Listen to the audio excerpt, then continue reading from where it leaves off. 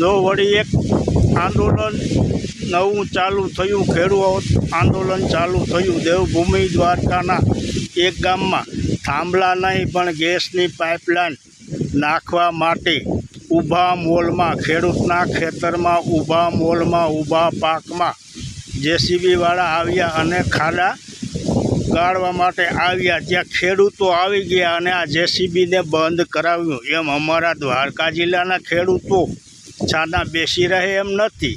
આ જેસીબીવાળાને બધા ભેગા થઈને પાછા કાઢ્યા અને આ ખાડા ખોદતા બંધ કરાવ્યા. પરંતુ હજી ખેડૂતોએ વધારે સંખ્યામાં ભેગા થવાની જરૂર છે. થોડા ખેડૂતો ભેગા થયા અને આ જેસીબી બંધ કરાવ્યું, પરંતુ હજુ ખેડૂતોએ વધારેમાં વધારે સંખ્યામાં વિરોધ કરવાની જરૂર છે. ત્યાં અમારા કાજલબેન સુવાતો આવી ગયા હતા અને બીજા એક ખેડૂત નેતા પાલ આંબલિયા પણ આવી ગયા હતા. આ પાલ આંબલિયા પહેલાં ખેડૂત નેતા છે, પછી કોંગ્રેસના નેતા છે. તેઓ ખેડૂતોની પડખે હંમેશા સાથ આપે છે.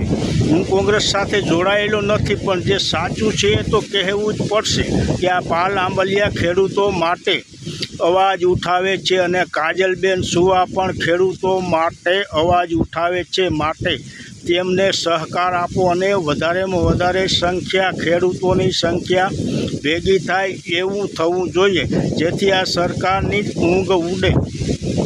જય માતા.